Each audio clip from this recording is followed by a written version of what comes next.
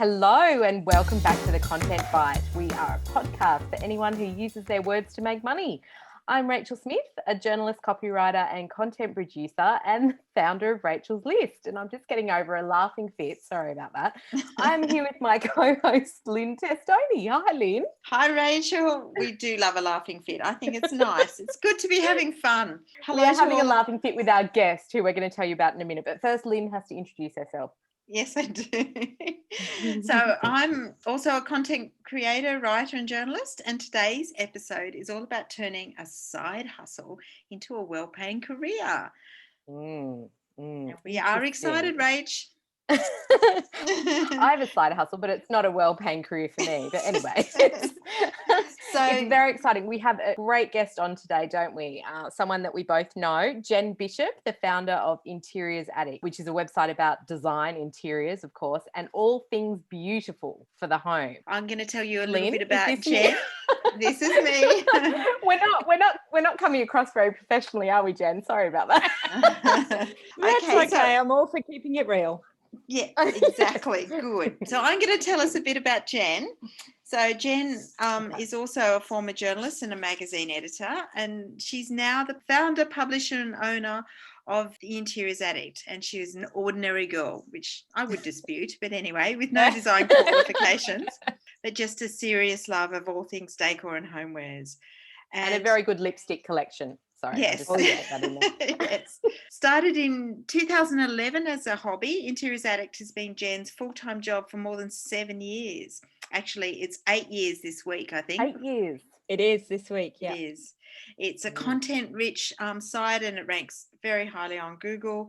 And it's less of a blog and more of an interiors news site with a personal touch. Interiors Addict has more than 150,000 readers or unique visitors per month, more than 70,000 Facebook fans, and almost 100,000 Instagram followers. And Jen is also in demand as a brand ambassador and regularly acts as a media spokesman for brands. In 2014, she ghostwrote The Tailored Interior, the best-selling coffee table book by renowned interior designer Greg Natale. Welcome to the Content Bite, Jen. It's so lovely to have you. Thanks for having me. It's lovely to be chatting to you two lovely ladies. Yeah, it's great. We're both admirers about how successful you've been and how you've turned your blog into sort of like a big website and business. And I know, according to LinkedIn, you just celebrated 8 years. Congratulations. Because I remember meeting you when you decided to do the blog full time. And what I wanted to ask you about is, I know you worked really hard in those early days. Tell us a little bit about that and what it was like. Yeah, it was full on. I had a pretty full on day job as publisher of a dynamic business, which was then a print magazine for small business owners, ironically, because I never thought I would be one. But yeah, I started this blog as a hobby and then it just took off. Wasn't even supposed to be read by anyone else but me. And but it just took off and it took over my life. And I think I didn't have kids then, and it was like my baby. So even though to start with I wasn't making money from it, I just loved it. So I just did it all the time. It was like a hobby, really, but like a very a very time consuming one. Yeah. And long story short, I ended up getting made redundant from that magazine job. And yeah, I decided, you know what, this is now or never. I'll give it 6 months. I was determined to work my butt off to turn it into a job because I loved it. And that was my motivation. It was like, if this can be what I get paid to do, and I get to be in this amazing world of interiors that I'm not really in because I'm a writer, I'm not a designer, but I get to hang out with all these amazing interiors people and sort of write about what I'm really passionate about. How cool would that be? And I thought, I'll give it 6 months. And it's been 8 years and I still can't quite believe that. Wow. So, really?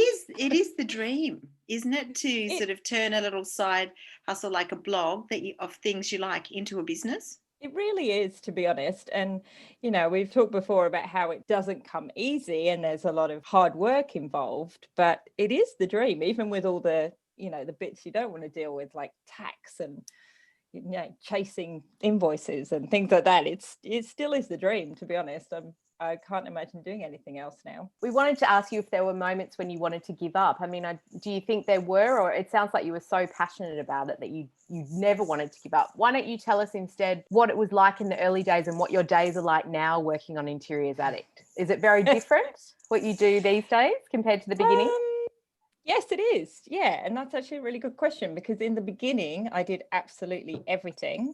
And probably my focus was mostly on content and that being good and that being relevant and curating what I wanted to have as the best content and the best interviews and things like that. These days, my job, even though I am still writing and I'm very much the face of the brand, most of my job these days is sort of partnerships and selling and working with brands and being an ambassador and creating content for brands that sits alongside the content that we just run because we love it. So it's our content's still like 70% editorial and what we love and want to run, and then the 30%, which I generally tend to be writing, is more of that content marketing, I guess. Yeah, sponsored content, absolutely. Yeah, less time on content these days, but I'm still very overall guiding that because the brand is so much me. I feel I have to be over everything. Yeah, my days are probably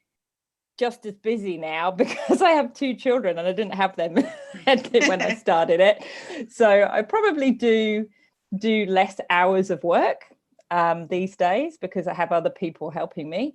But then I'm juggling that with, family and other commitments. So just as busy, but in different ways, I think. SEO is such a big thing. I know when you and I both sort of started, I think I was doing Rachel's List, Reality Chick, and Letter to My Ex. And, we collaborated on a few things and a few like posts here and there. But I used to watch you and think, God, she's so dynamic and amazing. And then I gave up Reality Chick because it just did my head in. And like you say, it's just so much time, isn't it, that you put into your passion project or whatever, and to have it turn into something. Whereas Rachel's List has obviously been a lot more successful, but I still juggle a freelance business on the side with running Rachel's List. But some of the things that I've noticed in that time is I've had to get very up to speed with SEO. I've had to change a lot of my content to be with keywords and that sort of thing. Have you had to go back and do a lot of that with Interiors Addict and try, or has it just been amazing that it was picked up by Google and it's always been, just growing? Yeah. Would you like the honest answer? The honest answer please. Is, and I quite like the fact that this is the honest answer. I don't really pay a whole lot of attention to SEO, and in that, true journalist background, from a journalist background, I kind of hate that, being told I have to manipulate copy to make it Google friendly and all the rest of it. So I haven't done a whole lot of that, and we rank really highly, I think, because we've been around a long time writing good content about the same topic. And because of that, all of those years of content, we do rank really highly. And I have more recently got some help, or sort of employed someone that does write the odd, SEO friendly sort of post, because I don't want to do it. I just can't write like that. I hate it. I'm allergic to it. But that's the honest answer. I haven't paid a huge amount of attention to it. Luckily, not to our detriment. I sometimes think, imagine if I did. Imagine if I really did all the things you're supposed to do. Maybe I'd have so much more traffic, but it's not you. Know. I don't think you're doing too badly, mate. It's working. It's working as it is. Yeah, it's okay as it is. Well, it is interesting too, because I think a lot of people, when you started your blog, which, is 9 years ago, heaps of people were doing blogs, and not many of them are still around. So there's something longevity, isn't it? And sticking with it. Yeah. Absolutely. Yeah. It's sticking with it. And in some ways, there was a point at which I stopped looking at what the competition was doing, because there were quite a few in the space when I started. And I don't know, I had a light bulb moment at one point, and I just thought, do you know what, I need to just stop subscribing to the newsletters of my competitors, looking at what they're all doing, because that's not what I want to be doing. And I just stopped and just carried on focusing on what I really wanted to do, what my readers wanted. And I think, our point of difference is that it's for the everyday person who wants a beautiful home. It's not designer, it's not snobby, it's not super budget either, but it's, it's a bit for everyone. And I think that's been quite successful as a niche. You know, it's quite mainstream, and I'm not snobby about that. I'm happy for it to be mainstream as long as you're giving that audience what they want. Then happy days. Does your audience communicate a lot with you? Is that where you get a lot of your ideas? Yeah, absolutely. I mean, I feel like I'm having a constant conversation with them on Instagram. I spend a lot of time just talking, let readers talk to me in DMs on Instagram all the time. So I feel like I know what they want. And I do pay attention to which posts do well as an indication of, you know, what people like. But yeah, I do. I feel like I have this quite intimate social media kind of conversation with my readers constantly. Just and then you've got weird people like me who are emailing you going, can you please tell me where I can find a barn door on like a, you know, a wrought iron sort of thing? Or I think the one thing I was desperate to tell you today was I got your newsletter and it had a basket with 4 handles on it. It was amazing. Yes. And I went immediately to the site to find out where I could get this basket with 4 handles. And it's IKEA. So bargain. I've got it. I'll be heading there this weekend. So yeah. Why do you one of the only handles? newsletters I open and read. What is it about the 4 handles, Rachel? Oh, it's just amazing. I don't know what it was, but it's such a nice basket. You wouldn't think it would be IKEA, but yeah, it's $49 anyway. Not a sponsor, not sponsored. I just love it. Hashtag not sponsored, just love it. But I guess one of the challenges from writing a blog and just writing about what you think, there's once it becomes a business, it takes a whole extra element on it. Is that hard, or did you lose some of the love along the way? No, not really. And I think that's because, like I say, we still write so much just because it's what we want to write. You know, we publish twice a day, every day, and the majority of that content is what we've chosen because we love it and we think our readers will love it. So yeah, I mean, there are sometimes very painful clients and painful jobs where you think, oh God, I wish I didn't have to do this part. But in general, I guess, and this is sort of all small business owners, you get it to this position where, you know, you have the freedom to choose who you work with.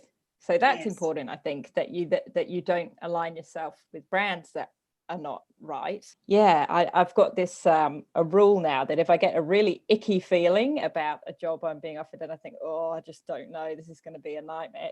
Whenever I say yes to those, it's always a nightmare. So I really, really try not to now. You listen to that gut feeling. And it served me well because I ignored it too many times and got really burnt. So I try to listen to it more. Yeah, I think, you know, you have to listen to that gut feeling in business, and it can become really something to rely on, I think. I know that that's the same for me. But something I really wanted to ask you is, was there a point at which you thought, hey, this is it? Like, you know, you were just getting approached by so many big brands, or you made a certain amount one year and you just went, I've cracked it, you know, like this is now a business, a viable business for me. You know, was there a point at which you felt that? There's probably been a few points. I mean, probably the first time that I earned in a year more than I would have done in my, you know, my previous journalist job. Which took about a bit over a year, I think, to get to that point. Again, there's been heaps of milestones along the way that have made me think, oh yeah, this is actually it, and this is a serious job, and this is probably going to last. Hopefully, still touch wood. You know, when I employed my first full-time employee, and I don't have any full-timers anymore, but that was massive. That was terrifying. But it was also like a really proud moment. And again, it's motivating. It's like, well, someone's livelihood is now my responsibility. So I find things like that scary, but also like, I got to keep bringing this money in because I don't want to have to tell this person they don't have a job anymore. So I tend to kind of, that kind of stress drives me a bit, I think. Yeah. I mean, you know, turning your sort of side hustle into your full-time gig, you must have learned some really big lessons in the past 8 years. What are some of the big ones that jump out at you? You know, if I had my time again, there's a lot of things I would have outsourced sooner. So I think whenever I outsource things, I think, why didn't I do that a year ago? Why didn't I do that 3 years ago? What sort of things do you outsource? Things like chasing late payers. and there are always late payers. And that just used to take up a lot of energy, not just the chasing, but just being on top of who owed me money. And I now have an amazing virtual assistant, and that's one of the biggest parts of her job is having a look at making sure who's paid, who needs chasing this Friday. And I just don't have to think about it. I just know that she's on the case, and that's brilliant. So anything financial, I'm very happy to have help with. And Amy Collins Walker, she's a former journalist, well, she still is a journalist, but she writes for me 2 days a week. It's really nice to have a really good writer that I know I just send things to her. I don't have to explain, it just happens. And I guess she's about 4 years, I think, been writing for Interiors Addict. So to have someone who just gets it and knows our style and our brand, and you just forward the email. I don't even need to say anything anymore. She knows what the angle is and how we would cover that particular story. It's really nice as well to work with people now after 8 years, where I've worked with them for a number of years and they really feel like a part of the team. I really enjoy that. And, people to talk to every day as well when you work so it's not from just home. Yeah. So you feel like you have a little team of people that are all sort of pulling in the same direction. It's nice. I've got that with, Lynn, Claire Chow pretty well now. Yeah, she's my sort of part-time person at Rachel's List. And it is so nice, isn't it, to have someone that you can rely on and bounce stuff off. And when you've been together for years, it's so much easier, isn't it? It's really, really nice. But I would be so interested to hear why you started with a full-time employee and now you've gone back to part-time, and also how you run it. Like, are you all remote? Yep. And it's I guess it's really just been what the business has needed over the years. So at the point that I didn't start with a full-timer, I started was so terrified to commit to anything in the early days. And I think I started with 1 day a week editorial assistant. And that person actually then did become the full-timer. And the reason I brought her on full-time was that I was pregnant with my first child and I had no idea what I was in for. And I thought, I really think I'm going to have some maternity leave.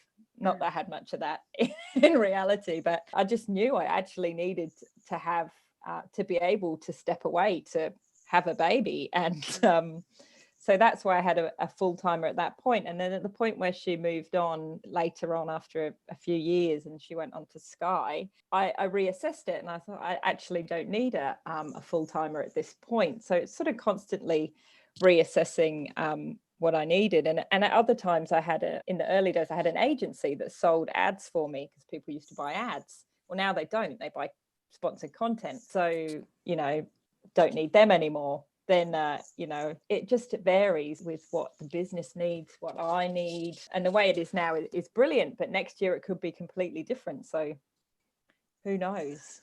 But it's been quite steady like this for probably been about 3 years now, I think, of having sort of like a 2 day a week writer and a virtual assistant who's very flexible depending on what I need that week. Yeah. I think I need a virtual assistant. It's a life changer. Yeah. I do think though, when you have somebody like an assistant or even like with Amy, your writer, doesn't it take a little while to get them up to speed? It's a bit of an investment in your time to train them and sort of get them to capture your brand. Yeah, it is, which is why it's then brilliant if they do become long-term, because it's that was really worth that time. But I don't know, I don't think it takes as long as you would think. I mean, and I've got interns at the moment. I'm on my second intern from UNSW at the moment.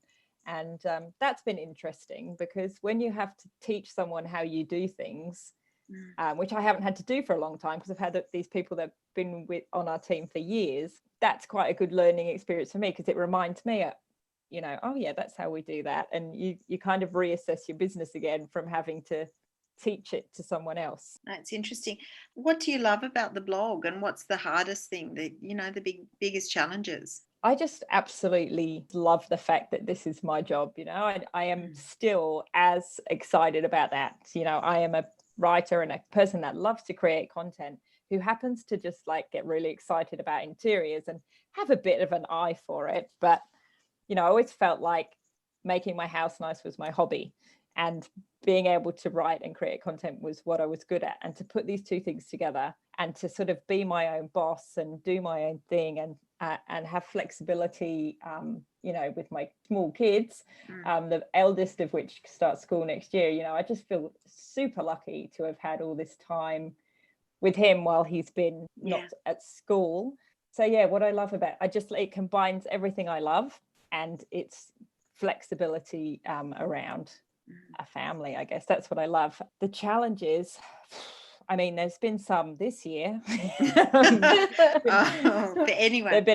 There are a couple of very scary months this year, because as you can imagine, everyone, pretty much everyone did pull their ad spend at one point. So that was a bit scary, but it's coming back now. And in fact, this month's been busier than ever. So the hard bits are really, you think it's that business, the cash flow and all those sort of tedious, the tax and all those sort of boring bits?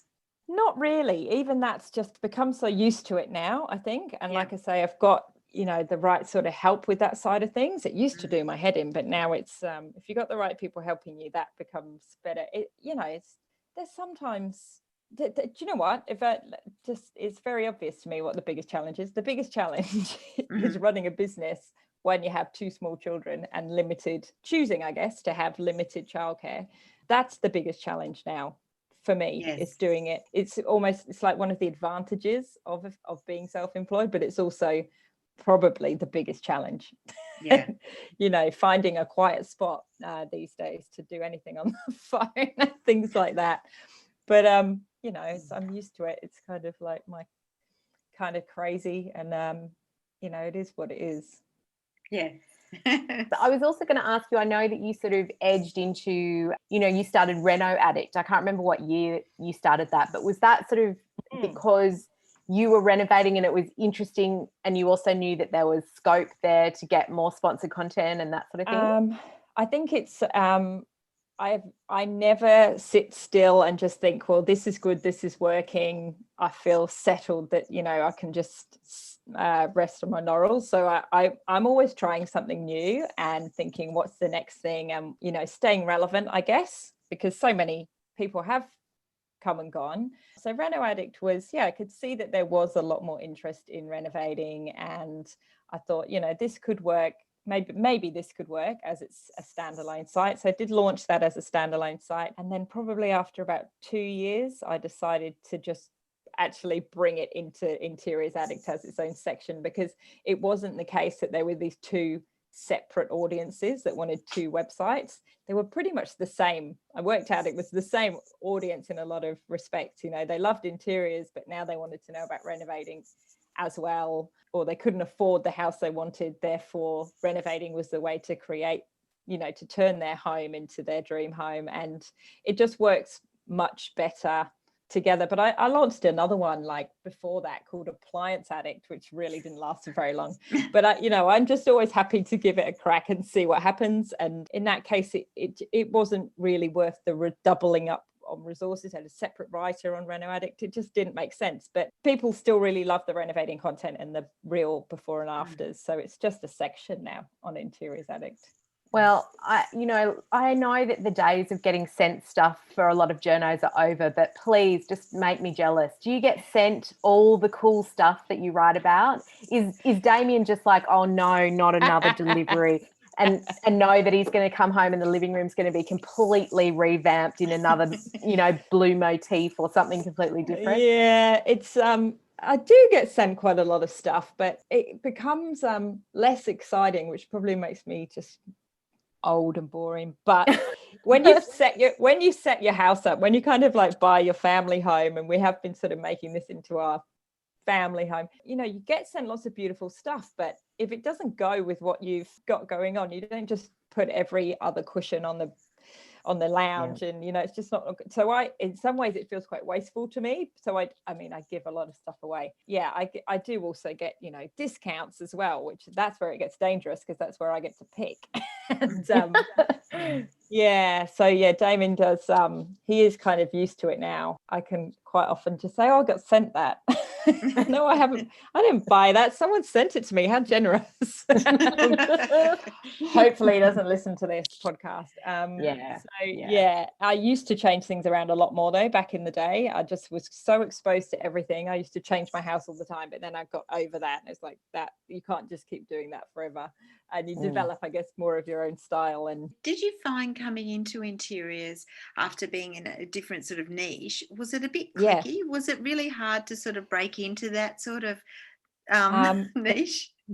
Yes, there was a little bit of that in the early days. I felt a little resistance from certain parts of the industry. I maybe the more conventional parts, because you were doing something different as a blogger. And it was funny. I felt it a little bit from the styling part of interiors. And it was funny because I was not at all setting out to say that I was a stylist or an interior designer, but then I guess I was getting some of the opportunities or getting invited to some of the things where those, some of those people, and I can kind of get it, we're like, who does she think she is? She's like got no interiors background. And I was a little bit, I guess, in some ways, I certainly didn't think I was anyone special, but I think there was a little bit of pushback there from certain people.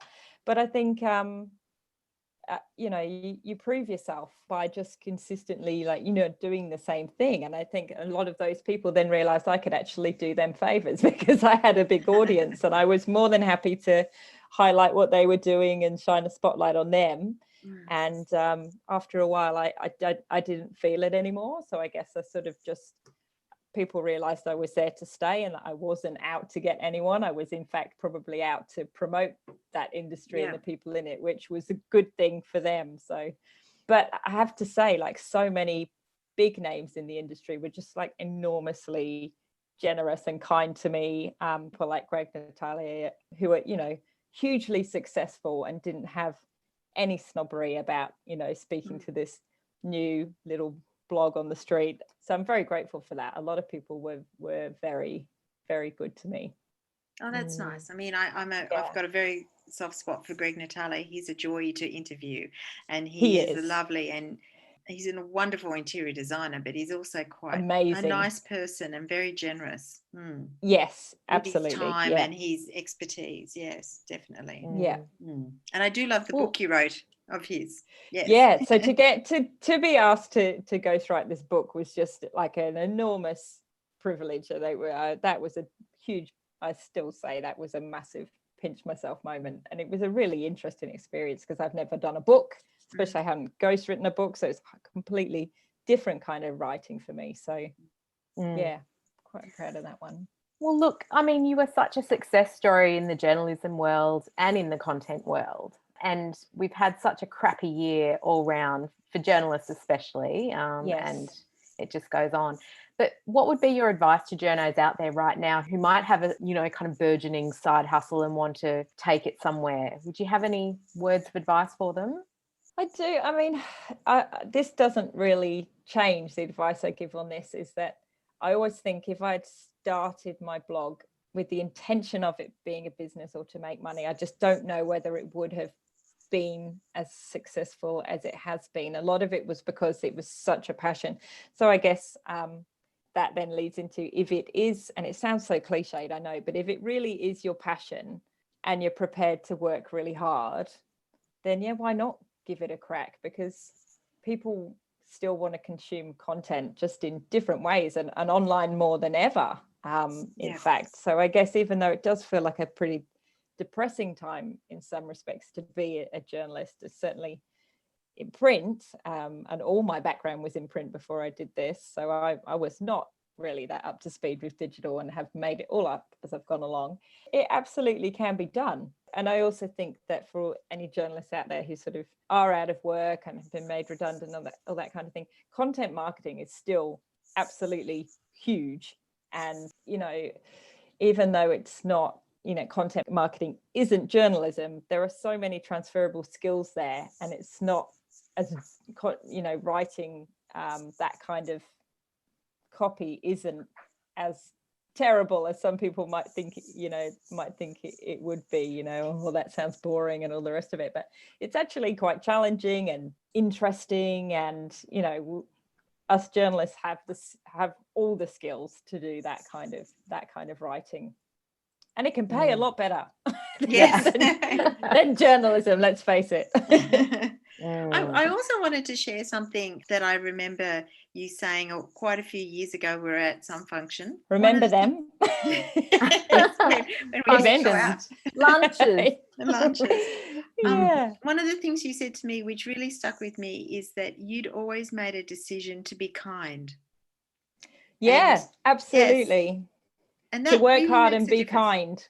Yes. Yeah, and I really think you can't go wrong, can you, really? I mean, I'm no angel, I'm not perfect, but I think I'm very big on keeping it real and not pretending to be someone I'm not. And to try and be kind, not just because it's a very small world and people might find out, but it is, But it is. And when you're kind and positive, it does come back, I think, when you put that out there. So it sounds a bit cheesy, but yeah, I think it's true, and it resonated with me at the time. And I've always seen you as a really kind person, and I also feel me too. One of the things Thanks. that it's also part of your success, because people like you, that kindness comes over on your blog, and I think it's a nice thing. It helps you go to sleep at night feeling good about yourself. If nothing else. And you know what, if I can help showcase other people and give them a leg up, which is a great privilege and advantage of having a big audience, is that you can do favors for people and you can tell a lot of people about them and what they're doing. And that's just an easy thing for me to be able to do now, but it still feels really nice to be able to do that, I guess. Absolutely. Look, I want to finish by asking you, because you have so many ideas and you by your own admission, are always trying something new. So what's coming up for Interiors Addict? What's going to happen in 2021? Well, actually, I am working on something,